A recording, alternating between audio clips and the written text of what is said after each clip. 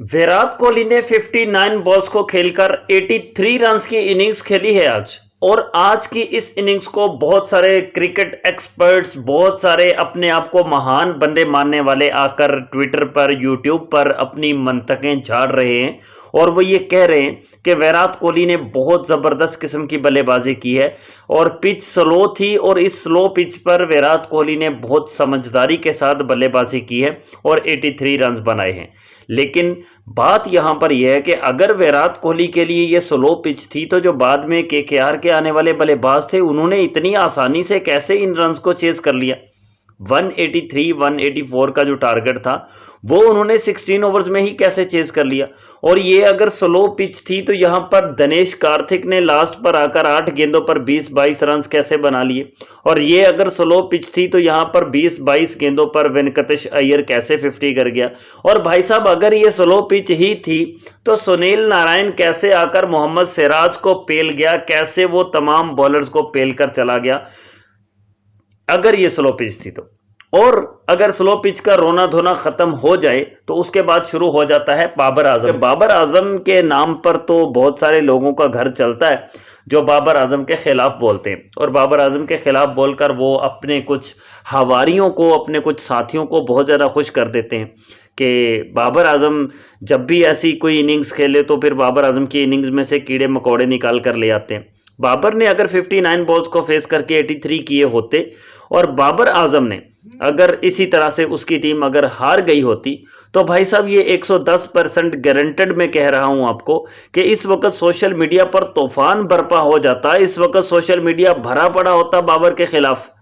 वो बंदे भी आ जाते जो जिनको घर से रोटी नहीं मिलती है, जिनको शनाख्ती कार्ड दिखाकर भी खाना नहीं मिलता, वो भी आकर वहाँ पर बाबर के खिलाफ बोल रहे होते। वो कह रहे होते कि भाई बाबर आजम ने बहुत स्लो इनिंग्स खेली है और बाबर आजम की वजह से इसकी टीम हारी है। अगर बाबर अच्छी इनिंग्स खेल जाता तो शायद इसकी टीम जीत जाती, और बाबर ने बहुत स्लो खेला है। बाबर ने अपने 83 किए हैं।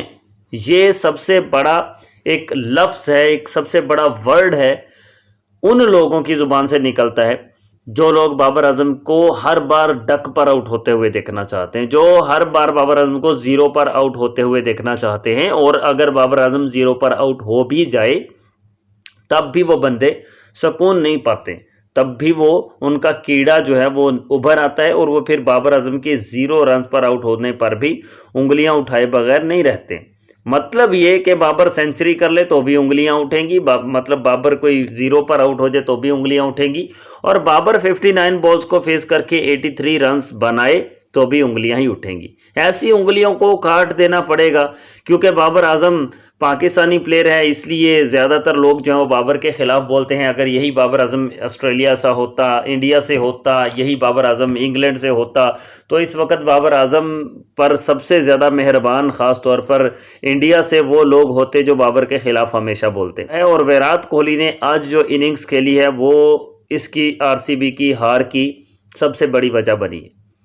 विराट कोहली ने 59 बॉल्स को फेस करके 83 रन्स बनाए, जबकि बाकी रेस्ट ऑफ द टीम जो है उसने 61 बॉल्स पर 99 रन्स बनाए। अगर आप कैलकुलेशन करें तो विराट कोहली ने 59 बॉल्स पर जो 83 किए हैं, तो अगर विराट कोहली भी ऑलमोस्ट जब आधी इनिंग्स की बॉल्स इसने तो खेल ली हैं, मतलब टोटल 120 तो गेंदें होती हैं, 120 में से ऑलमोस्ट 60 तो इसने खेल ली हैं, आधी तो विराट कोहली ने खेली हैं। तो फिर आधी बॉल्स पर अगर ये भी 100 करता जिस तरह से दूसरों ने किए हैं, जिस तरह दूसरों ने 99 किए हैं, ये भी 99 करता, तो रन्स स्कोर बोर्ड पर 180-82 नहीं होते बल्कि 200 होते।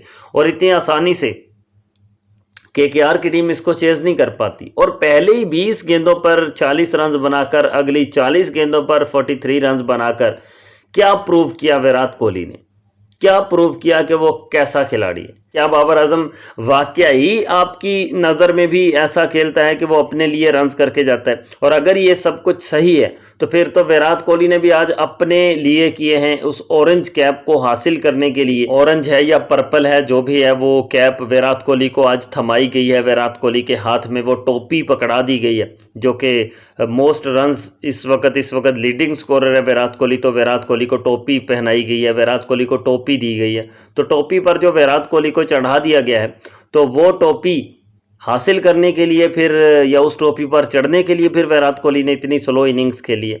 तो ये तो अब आपने फैसला करना है कि 59 बॉल्स पर 83 रन्स, और वो भी शुरू में आकर इतनी तेज़ बैटिंग, और फिर बाद में जब जहाँ पर डेथ ओवर्स में आपसे बाउंड्रीज चाहिए थी वहाँ पर एक भी नहीं लगी। मुझे नहीं याद पड़ता कि 17th ओवर के बाद या 18th ओवर के बाद कोई बाउंड्री एक भी विराट कोहली के बल्ले से आई हो।